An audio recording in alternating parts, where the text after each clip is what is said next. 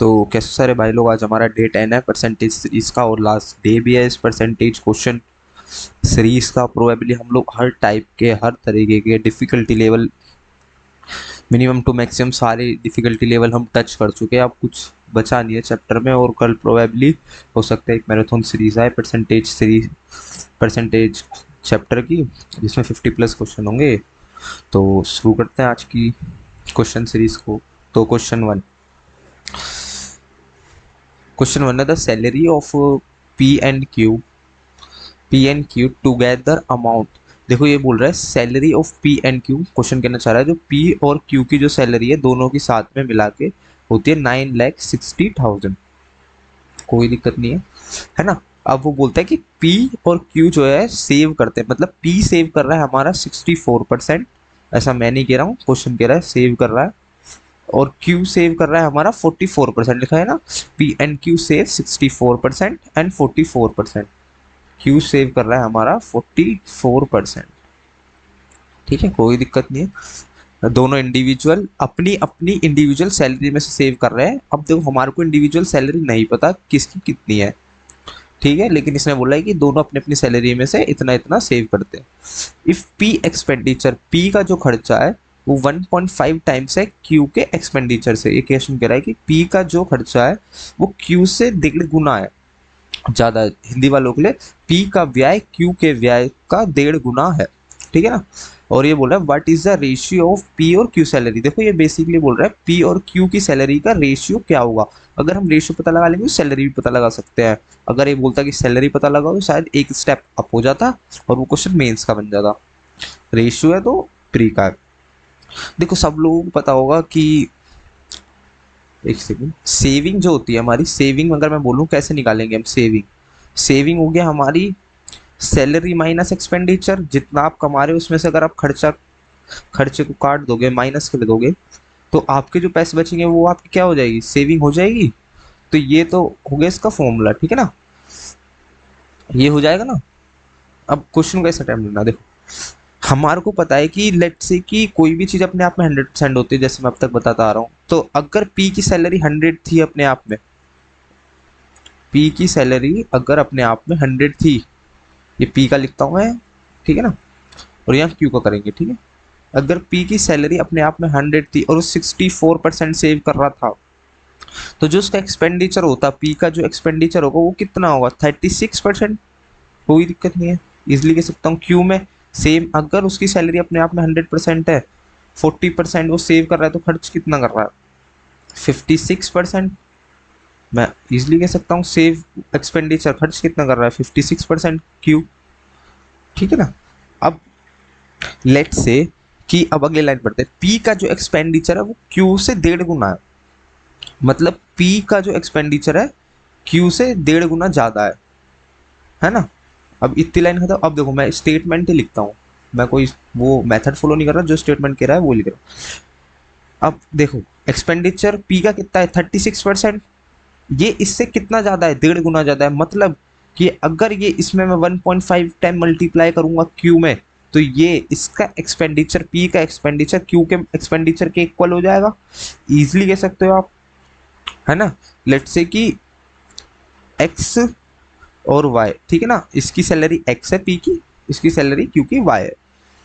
अगर दोनों का करें सेम हो जाएगा, कोई दिक्कत नहीं है। अब इनका रेशियो ले लो, देखो एक्स वाई का आप रेशियो ले लो इजिली, 84, देखो 56 का 1.5 में मल्टीप्लाई करेंगे तो 84 आएगा, और नीचे आ जाएगा 36, और काट लेते हैं, 242, 218 जा 221, 29 जा 7, 37 जा 3, the ratio will be 7:3, the answer will 7:3। अरे देखो अब ये क्वेश्चन है ना, ये तो मैंने लगभग काफी इजी शॉर्ट मेथड में बता दिया। जिसको प्रॉब्लम आ रही है इस क्वेश्चन में वो क्या करेगा, इन दोनों का रेशियो निकालेगा एक्सपेंडिचर का, फिर लिखेगा जैसे कि 100 उसकी सैलरी है, फिर सेविंग में डालेगा और लेट करेगा x of the salary of the P, और क्यू की भी एक्स कर लेगा, लेट वाई कर लेगा, सॉरी, क्यू की सैलरी वाई लेट कर लेगा, और एक इक्वेशन बना लेगा इसी फॉर्मूले में रख के, और उन दोनों इक्वेशन को सॉल्व कर लेगा, तब भी हमारी सेविंग का या जिसका भी उससे तो लेट से जिसका भी रेशियो आ जाएगा उस इक्वेशन से। तो अगले क्वेश्चन की तरफ चलते हैं। देखो the reduction of 15% in the price of a salt, price के जो सोल्ट है उसमें 15% का रिडक्शन हुआ। अगर अब 100 था 15% का रिडक्शन हुआ है तो कितना लेफ्ट रह गया 85। ठीक है, इस तरीके के क्वेश्चन में बहुत करा कर चुका हूँ।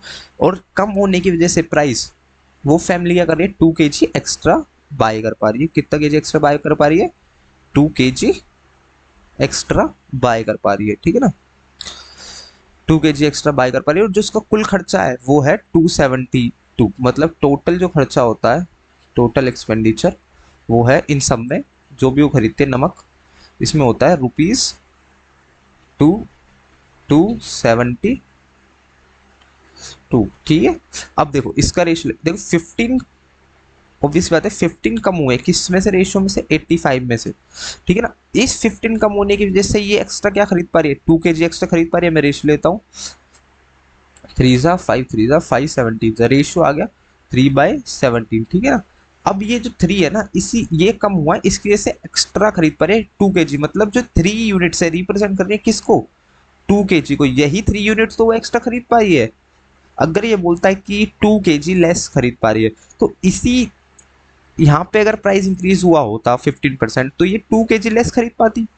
तो वो 2 kg लेस किस लिए खरीद पाती, क्योंकि ये 3 यूनिट्स इंक्रीज हुए है ना। लेकिन अभी क्या हुआ है 3 यूनिट्स डिक्रीज हो गई है किसमें, प्राइस के रेशियो में। तो ये 3 यूनिट रिप्रेजेंट कर रही है 2 kg को, तो एक यूनिट कितने को रिप्रेजेंट करेगी 2/3 kg को। मतलब 1% रिप्रेजेंट कर रहा है हमारे किसको 2/3 kg को। ओके, कोई दिक्कत नहीं है, एक यूनिट रिप्रेजेंट कर रहा है 2/3 kg को। और इसने बोला है कि reduced price of a salt पर केजी, कोई दिक्कत नहीं है, 1% का प्राइस दिया है तो बाद में कितना हो गया प्राइस 17 + 3 20, तो 2/3 रिड्यूस प्राइस के लिए कोई बात नहीं। कितना खरीद पा रही है रिड्यूस होने के बाद, प्राइस रिड्यूस होने के बाद 2 kg एक्स्ट्रा खरीद पा रही है।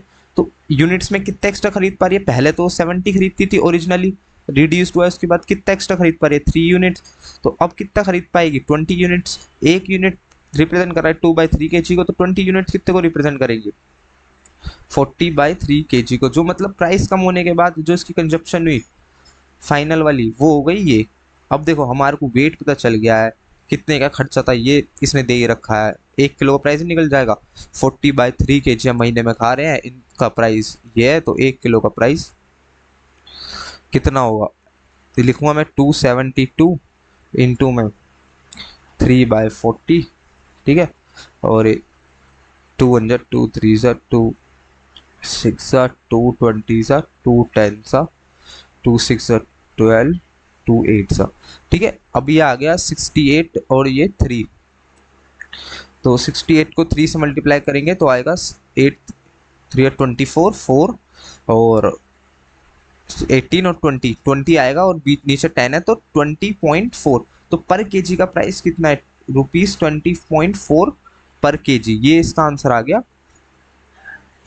जो डिक्रीज होने के बाद प्राइस जो वे वो बना इसका पर केजी का प्राइस वो ये बना है 15% डिक्रीज होने के बाद। अगर यही बोलता है कि ओरिजिनल बताओ तो ओरिजिनल में वही सेम हम लोग क्या करते हैं 2/3 1 का आया था, ओरिजिनल क्या होता 17, यहाँ पे हम 17 रखते फिर वेट आता, फिर हम इस 17 टू द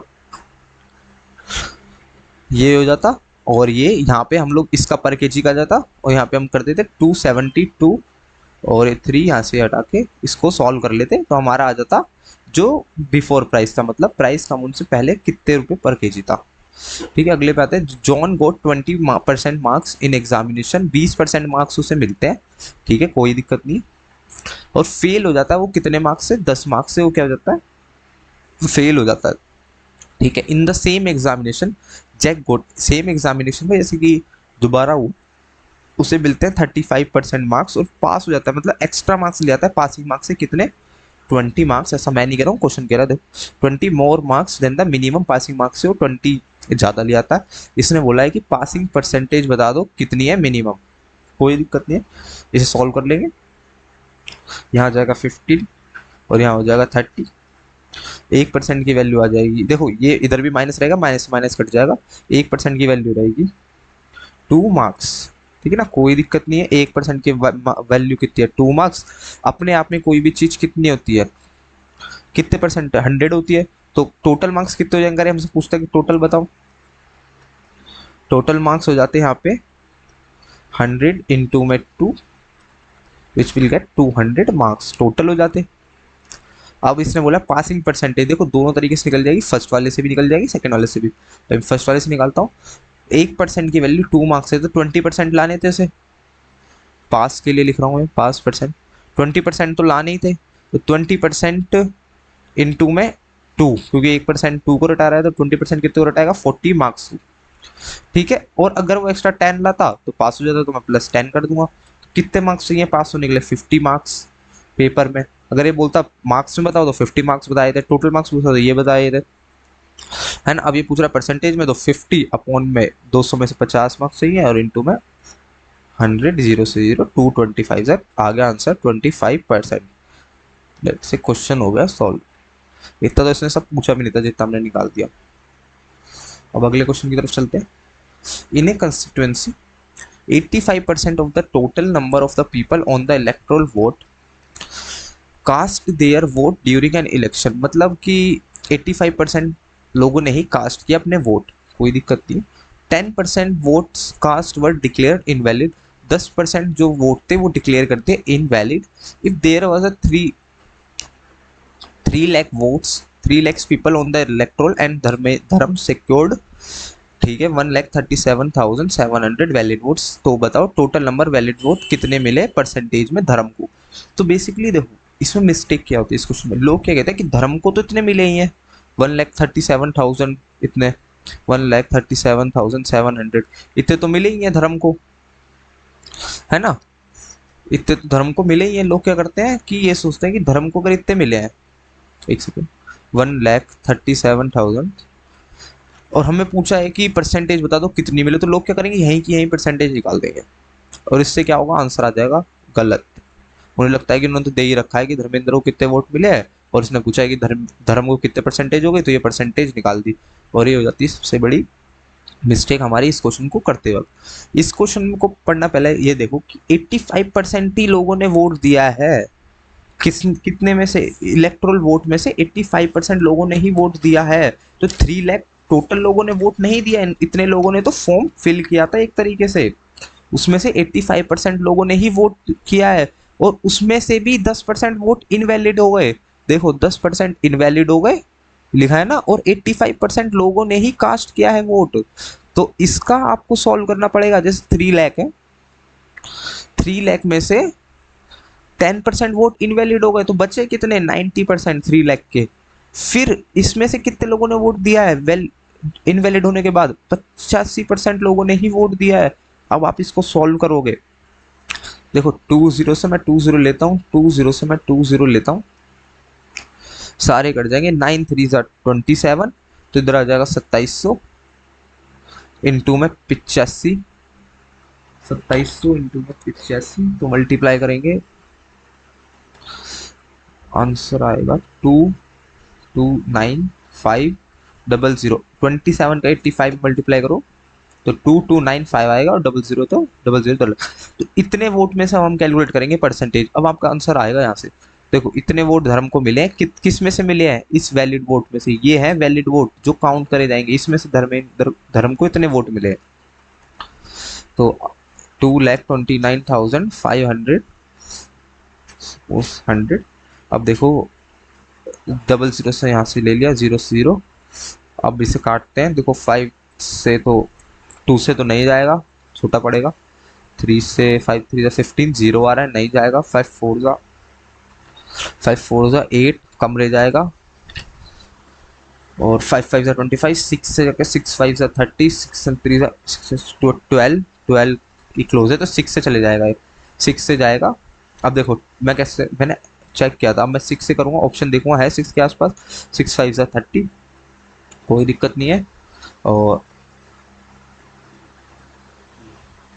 9 6 जा 54, 60 के आसपास आ जाएगा, हाँ 60 के आसपास आ जाएगा, 60% हमारा आंसर बिल्कुल सही आया। देखो इस क्वेश्चन में ना गलती जो मैंने बताई ना, लोग 3 लाख से ही काउंट करने लग जाते हैं, वही सबसे बड़ी मिस्टेक होती है, 3 लाख में से काउंट करने की, है ना। तो यही मिस्टेक थी, बाकी तो कुछ मेरे ख्याल से होगी भी नहीं। और अगले क्वेश्चन की तरफ चलते हैं।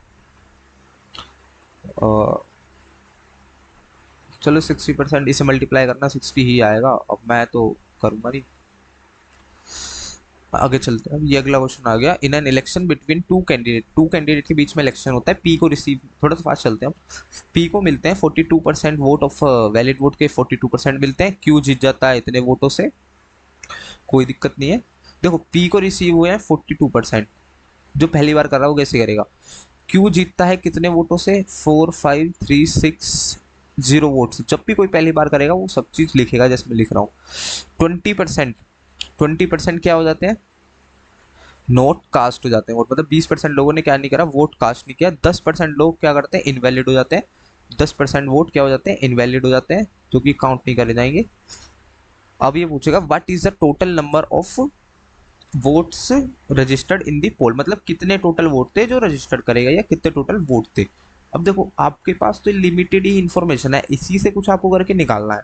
जब तक आप ये चीज नहीं लिखोगे ना, सारी इन्फॉर्मेशन आपको समझ नहीं आया, क्वेश्चन अटेम्प्ट कैसे करना। अब मेरे को ये पता चलेगा कि हाँ मेरे को ये 4 चीज दी हुई है तो मैं इससे ही करूंगा, तो मैं क्या करूंगा, क्वेश्चन को स्टार्ट करने से पहले लेट से मैं मान लेता हूँ कि लेट कर लूंगा, let total number of voter, total number of voter will be x, will be x, है ना। हम लेट किया, let the total number of voter will be x, if total number of voter will be x, then 10% vote will be invalid. So if 10% vote will be invalid, the left valid vote will be 90%, 90%, and then multiply. If 20% vote didn't cast, so left cast vote will be 80%. If the P received 42% valid vote, if P received 42% of valid vote, then Q received how much percentage of valid vote, everything will be in 100%, so 100 minus 42, then the Q received 58% vote. Let's say Q received 58% vote, and then question say Q will be 1 by, मतलब Q 1 by 45,360 vote. Let's say if Q got 58% vote and P got 42%, so how much percentage extra Q got, let's say 58 minus 42, you get 16%, then the extra vote Q get will be 16%. Look, Q won by P by 16%, 16%, and then the number of the 16% represented in the question is 45360. Now solve that. 20 से 20 cancel, और इसको रखते हैं यहाँ पे, इसको काटते हैं,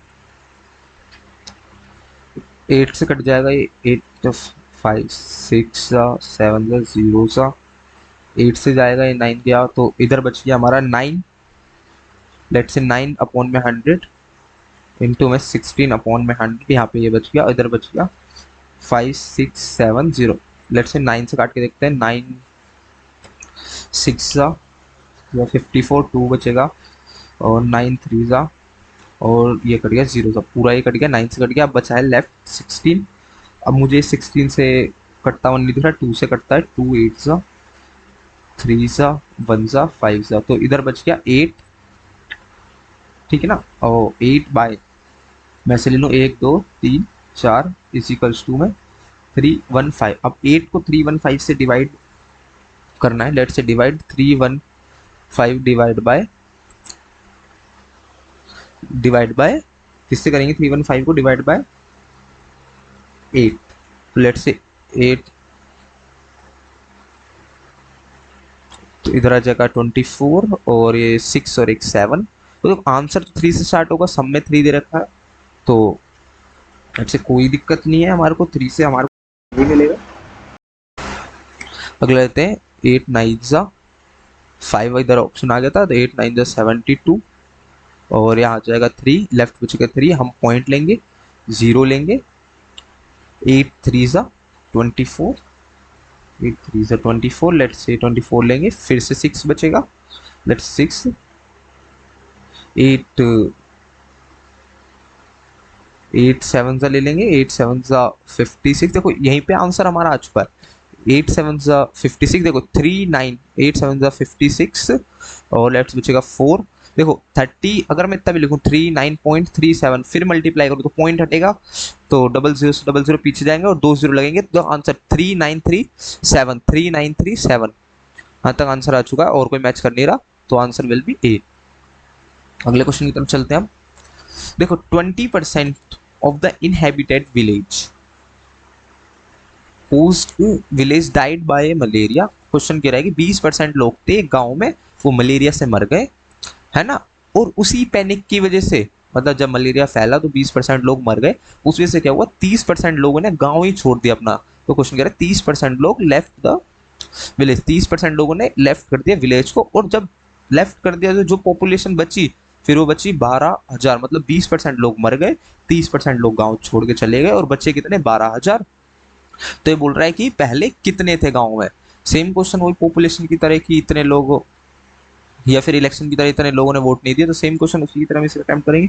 लेट से मान लेते हैं एक्स वोट थे, लोग थे जो पहले थे, एक्स द टोटल नंबर, या फिर टोटल नंबर ऑफ पीपल, या इनिशियल नंबर ऑफ पीपल, है ना, और इसमें से 20% लोग छोड़ के चल मर गए, सॉरी, तो 80 बचे, 20% डाइड हो गए, तो 80 बचे, और 30% लोग लेफ्ट कर गए विलेज को, तो बचे कितने, 70। और जो ये बचे हुए की वैल्यू दे रखी है, इसने दे रखी है 12,000 रुपये, 12,000 पीपल, 12,000 पीपल, कोई दिक्कत नहीं, जीरो से जीरो ले लेंगे, इसे 8 से काटेंगे, 8 1 ज़ा 8 5 ज़ा डबल जीरो ज़ा 1500, 7 बाय 100 इज इक्वल्स टू 1500, 7 2 ज़ा 14, 2 आ रहा है अभी, तो ये तो एक ऑप्शन तो कैंसिल हुआ, 1 बचा, 7 1 ज़ा 7, 7 2 ज़ा 14, और 1 बचेगा, 7 1 ज़ा 7, 3 बचेगा, 7 4 ज़ा 28, और फिर 2 बचेगा, 7 2 ज़ा 14, 2 बचेगा तो 2, 7 2 ज़ा 14, और 6 बचेगा, 7 7 8 ज़ा 56। तो आंसर विल बी 100 से मल्टीप्लाई करेंगे, आंसर आ गया ए। ये B 21,428 the answer of the option. अगले क्वेश्चन की तरफ चलते हैं। In a company all employees are getting equal wages. एक कंपनी है जिसमें क्या होता है, जितने भी एम्प्लॉय है उन सबको एक तनख्वाह मिलती है, सबको बराबर मिलती है। If the number of employ is increased by 20%, 20% से क्या हो जाता है, एम्प्लॉय इंक्रीज हो जाता है, 20% की फ्रैक्शन वैल्यू 1/5। अगर पहले 5 यूनिट्स थे हमारे एम्प्लॉयज, तो अब कितने हो गए, बढ़ के 6 यूनिट्स हो गए, कोई दिक्कत नहीं है। एंड देयर वेजेस पर हेड और डिक्रीज बाय 18%। वो बोल रहे हैं जो उनकी सैलरी थी वो 18% से कम हो गई, किस वजह से, क्योंकि नंबर ऑफ एम्प्लॉयज बढ़ गए। तो 18% की फ्रैक्शन वैल्यू ले लें, 18% की फ्रैक्शन वैल्यू ले लेते हैं, 18/100, देखो 2 9 ज़ा 250 ज़ा, ठीक है ना, इतनी होगी। तो पहले कितने थे, 50 थी पर हेड की सैलरी, अब कितनी हो गई, 50 - 9 41। तो ये तो पर हेड की, मतलब एक यूनिट की 50 रुपीज़ है, एक तरीके से मान लो एग्जाम्पल के तौर पे, एक बंदे की 50 रुपये, तो ये 5 है यहाँ पे, 5 की कितनी होगी, 50 इंटू में 5 250। ऐसी 6 की बाद में घटने के बाद कितनी होगी, 6 की 41 6 1 6 6 4 24 246। तो डिफरेंस कितने का आया पहले से और अब में सैलरी में, कितनी, देखो इसने बोला डिक्रीज इन टोटल वेजेस, पहले 250 थी, कितने लोगों की, 5 की, 6 की कितनी थी, 41 थी, अब कितनी हो गई, 250 से कितनी हो गई, 246। कितने का चेंज आया, 4 का चेंज आया, किस में आया, 250 में चेंज आया, इंटू में 100। कोई भी जल्दीबाजी नहीं, इससे इससे काट दो, और 5 2 ज़ा 5 5 ज़ा 4 2 ज़ा 8 5 1 ज़ा 5, फिर बचेगा 1 5 1.6%। अब अगले क्वेश्चन की तरफ चलते हैं। अगला क्वेश्चन है, Aditya buyer 300 mangoes for 1100 rupees. कोई दिक्कत नहीं, आदित्य क्या करता है, 300 मैंगो खरीद के लाता है, कितने के, 1100 रुपीज के, 1100 रुपए के। Some mangoes are rotten and thrown away, मतलब कुछ मैंगो क्या होते हैं, खराब हो जाते हैं और कुछ फेंक दिए जाते हैं, ये गिर जाते हैं, खराब होने की वजह से फेंक दिए जाते हैं, है ना। अब क्या होता है, वो जब फेंक देता है उन मैंगो को, तो ही सेल्स, बाकी जो बचते हैं उनको क्या करता है 5 रुपीज ईच में बेचता है। हर एक मैंगो का प्राइस क्या बेचता है वो बाद में, जब उसमें बच जाते हैं वो ले आता है, सब चीज फेंकने होते हैं, 5 रुपए का बेचता है एक मैंगो, है ना। और वो कितना प्रॉफिट कमाता है, 150, कितना कमाता है 150 रुपीज, क्या करता है, लेट्स से प्रॉफिट इसका कितना है 150 रुपीज, क्या करता है ये रुपीज 150 प्रॉफिट कमाता है। तो ये बोल रहा है कि परसेंटेज बताओ किसकी फेंके हुए मैंगो की परसेंटेज क्या होगी, मतलब कितने मैंगो फेंके आप वो निकाल दोगे तो परसेंटेज भी निकल जाएगी। तो कैसे करेंगे इस क्वेश्चन को, थोड़ा सोचते हैं। 300 मैंगोज है, 1100 की बेके, एक मैंगो की वैल्यू इतनी है, ठीक है। लेट से कि अगर मैं मान लूं कि, अगर मैं लेट से कह दूं कि मान के चलो कि टोटल मैंगोज इस, अगर ये 1100 रुपये खरीद के लाता है 300 मैंगो, तो इसकी जो सीपी होगी कॉस्ट प्राइस वो तो 1100 ही रहेगी।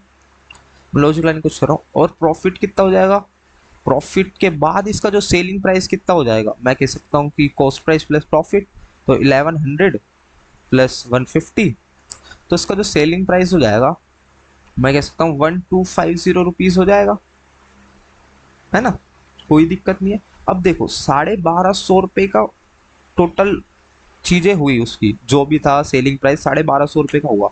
अगर मैं कहूँ एक मैंगो 5 रुपए का बेच रहा है वो, तब उसको 1250 रुपये मिले हैं, तो कितने मैंगो उसने बेचे होंगे, कोई भी इजिली बता सकता है नंबर ऑफ मैंगो, 1250 अपॉन में 5 कर देगा वो, तो बस कितनी चीजें बिकी होंगे 250 मैंगोज बचे होंगे, बेचे होंगे उसने, है ना।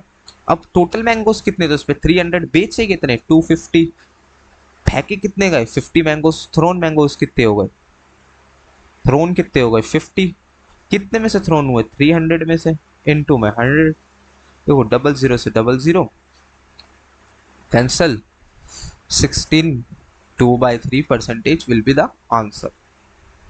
तो 16 3 दा 48, 16 3 दा 48, लेफ्ट बचेगा 2 प्लस 2, तो ये आ गया आंसर। देखो इस क्वेश्चन को ना मेरे ख्याल से एक और तरीके से हम अटेम्प्ट कर सकते हैं।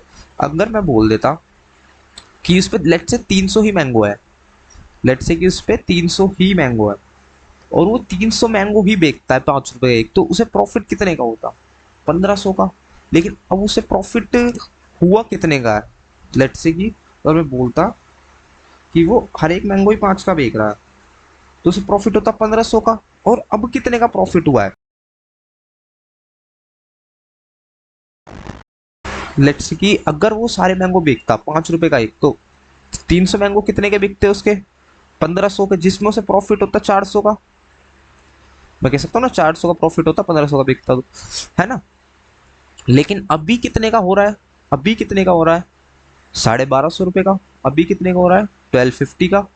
तो जो प्रॉफिट का गैप आया है 1500 से 250 में, कितने का आया, मतलब उसे 250 रुपए का क्या हुआ है, घाटा हुआ है। 250 रुपए का क्या हुआ है, घाटा हुआ है। और ये 250 रुपए का कैसे घाटा हुआ होगा, अगर मैं कहूँ कि एक मैंगो 5 का बेचा है और 250 का घाटा हुआ है, तो कितने मैंगो होंगे, डिवाइड बाय 5, 50 मैंगोज होंगे। देखो ना, एक ये भी तरीका है करने का क्वेश्चन, ये अलग तरीके से मैंने सोचा जस्ट अभी अभी। तो बहुत मेथड होते हैं हर एक तरीके के क्वेश्चन करने के, जिस तरीके से आप सोच पाओ उस तरीके से कर लो। देखो मैं इस मेथड पे आया था कि आज इस मेथड से इस क्वेश्चन को करने का पहला मेरा ये लॉजिक किया, फिर एकदम से करते करते ही ये दूसरा लॉजिक का समझ में आया कि यार ये तो काफी बड़ा आ रहा है। अगर छोटे में कोई थोड़ा सा स्मार्ट बंदा हो तो इतना लिखने की जरूरत नहीं हो, सीधा बोलेगा 1500 के मैंगोस थे, 1250 रुपए का 250 का फर्क आया। 250 रुपये का किस वजह से फर्क आया, क्योंकि मैंगो फेंके गए, एक मैंगो की कीमत 5 रुपए, तो कितने मैंगो फेंके गए होंगे 50 रुपए, और 50 डिवाइड बाय कितने, टोटल कितने मैंगो 300 इंटू में 100। इस तरीके से कर सकते हो। अगले क्वेश्चन की तरफ चलते हैं। In a certain year the population of the city was 18,000 18,000 in a next year population of the male increased by 5%, 5% से इंक्रीज हो जाती है मेल की पॉपुलेशन, और फीमेल की इंक्रीज हो जाती है 7% से। देखो अभी उसकी पॉपुलेशन जो है ना एक सिटी में वो है 18,000 रुपये, एक सिटी की 18,000 नहीं सॉरी 18,000 पीपल है एक सिटी में। ये बोल रहा है मेल की पॉपुलेशन एक साल बाद कितनी इंक्रीज हो जाती है 5%, किसकी, मेल की। और फीमेल की कितनी इंक्रीज हो जाती है फीमेल की कितनी इंक्रीज हो जाती है, बोलता है कि 7% तो फीमेल की इंक्रीज हो जाती है। 7% किसकी हो जाती है, फीमेल की इंक्रीज। लेट से मैं कहूँ 5% हो ही रही है, और अगर मैं कह दूं कि 5% फीमेल की भी हो रही है, लेकिन 2% एक्स्ट्रा इंक्रीज होती है फीमेल किससे, मेल से, कोई दिक्कत नहीं, मैं ऐसे लिख सकता हूँ 5% तो मेल भी हो रहे हैं और फीमेल भी। अब देखो इसमें क्या लॉजिक लग कि देखो मेल और फीमेल दोनों 5% तो इंक्रीज हो ही रहे हैं, मतलब अगर 18,000 का मैं 5% निकालूं तो आ जाएगा 9,900, मतलब मैं कह सकता हूँ कि 900 पीपल्स तो इंक्रीज हो ही रहे हैं, है ना। एक्स्ट्रा कितने परसेंट इंक्रीज हो रही थी, मतलब 900 दोनों 5% इंक्रीज हो रहे हैं, तो 900 इंक्रीज हो ही रहे हैं, लेकिन फीमेल जो है वो 2% तो एक्स्ट्रा इंक्रीज हो रही है ना। और देखो इतना यहाँ तक समझे। अब बोल रहा है कि द पॉपुलेशन, जो फाइनल पॉपुलेशन आई इंक्रीज होने के बाद, वो आई वन, वो आई हमारी 19,200, मतलब 1900, वो 19,200। तो फाइनली इंक्रीज कितनी हुई थी, टोटल पॉपुलेशन में इंक्रीज कितना आया था। आप कहोगे 19,000, वो 19,200 माइनस 18,000, तो जो इंक्रीज आया था वो आया था 1200 का, 1200 का। 900 का तो पता चल गया, दोनों 5% इंक्रीज हो रहे हैं, तो 900 करेंगे माइनस 300, मतलब जो एक्स्ट्रा 300 इंक्रीज हुए हैं, ये क्यों इंक्रीज हुए हैं, क्योंकि फीमेल एक्स्ट्रा इंक्रीज हो रही थी कितने परसेंट से, 2% से। तो मतलब जो 2% है, मैं कह सकता हूँ ये 2% है, रिप्रेजेंट कर रहा है हमारे 300 को, 1% रिप्रेजेंट करेगा 150 को, तो टोटल कितना हो जाएगा 100 इंटू में ये 150, तो हमारी ये आ गई 15,000। ठीक है ना, ठीक है ना, इजिली कोई भी कह सकता है, कोई भी दिक्कत नहीं है। अब देखो 15,000 आ गई। अब इसमें क्वेश्चन में पूछा गया है what was the ratio of population of males and female. देखो ये तो आ गई फीमेल्स की पॉपुलेशन, फीमेल्स की। अब मेल्स की कितनी होगी, 18,000 माइनस 15,000, 3,000। तो रेशियो बोला है 3,000 मेल्स की है, 15,000 इसकी है, तो 30 से 30 कैंसिल, 3 1 सा 3 5 सा, तो ratio will be 1:5। The question will be complete, है ना। देखो जिसको ये समझ नहीं आया ना कैसे हुआ, मेरी फर्स्ट या सेकंड या थर्ड वीडियो देखना लेक्चर की, उसमें मैंने क्वेश्चन को ना काफी सारे इस टाइप के क्वेश्चन करा रखे हैं। तो अगला क्वेश्चन है हमारा, द इन्वेस्टर, एक इन्वेस्टर है, इन्वेस्ट करता है 2 लाख रुपीज शेयर में, इन्वेस्ट करता है कितने, 2 लाख रुपए इन्वेस्ट करता है शेयर में, है ना। और द शेयर रोजेज, रोज मतलब इंक्रीज होता है शेयर 18% से, फर्स्ट डे क्या होता है इंक्रीज हो जाता है 18% से, क्या हो जाता है इंक्रीज हो जाता है, इसका मतलब इंक्रीज है। और अगले दिन सेकंड डे क्या हो जाता है 15% से क्या हो जाता है डिक्रीज हो जाता है। एंड थर्ड डे क्या हो जाता है 3% से फिर से डिक्रीज हो जाता है। तो ये हो गया, फर्स्ट डे इंक्रीज हुआ, third day. What is the next net percentage increase और डिक्रीज इन दी वैल्यू। तो इसमें तो इसकी कोई जरूरत है नहीं, इसमें बोला है कि टोटल कितने परसेंटेज इंक्रीज और डिक्रीज हुआ होगा। तो हम मान लेते हैं कि पहले 18% इंक्रीज है, फिर 15% डिक्रीज, तो सबको ये फॉर्मूला पता होगा, ए प्लस बी इंटू में, ओ सॉरी, ए इंटू में बी बाय 100। अगर दोनों इंक्रीज हो रहे हैं, एक इंक्रीज हो रहा है डिक्रीज हो रहा है, तो ए माइनस बी माइनस का ए इंटू में बी बाय 100, ये फॉर्मूला है, इसको पता होगा, है ना। जिसको फॉर्मूला नहीं पता मैं उसको बताता हूँ कैसे करेगा, वैसे तो ये पता होना चाहिए, फॉर्मूला उसी मेथड से निकला है। लेट कर लेना कि 100% अपने आप में उस इन्वेस्टर का है, फिर आप माइनस करना इसमें से 18%, ठीक है ना, फिर आप 18% माइनस करना, तो आपका इसमें आ जाएगा 82, ठीक है ना, 82 आ जाएगा। फिर आप इसमें से 15%, सॉरी 18% तो इंक्रीज हो रहा है ना, तो 100% थी, तो पहले वैल्यू हो जाएगी 118%, फिर आप इसमें से माइनस करना 15%, इसका 15% निकाल के, फिर जो वैल्यू आएगी उसमें से फिर 3% माइनस करना निकाल के, और फिर जो आएगा फिर उसे कंपेयर करके आंसर निकाल लेना। इस फॉर्मूले से डायरेक्ट हो जाएगा। देखो 18 माइनस 15 माइनस 18 इंटू में 15 डिवाइड बाय 100, ठीक है ना। 5 6 3 बचेगा यहाँ पे लेफ्ट, और 5 3 सा, और 5 20 सा, 2 9 सा, 2 10 सा, 9 3 सा 27, और ये आ जाएगा 2.7, लेफ्ट बचेगा 0.3, इधर बचेगा 0.3, और इसके बाद फिर से डिक्रीज हुआ है, कितना हुआ है -3%, फिर से कितना डिक्रीज हुआ है माइनस का 3%, तो 0.3 -3 माइनस का 0.3 इंटू में 3 अपॉन में 100।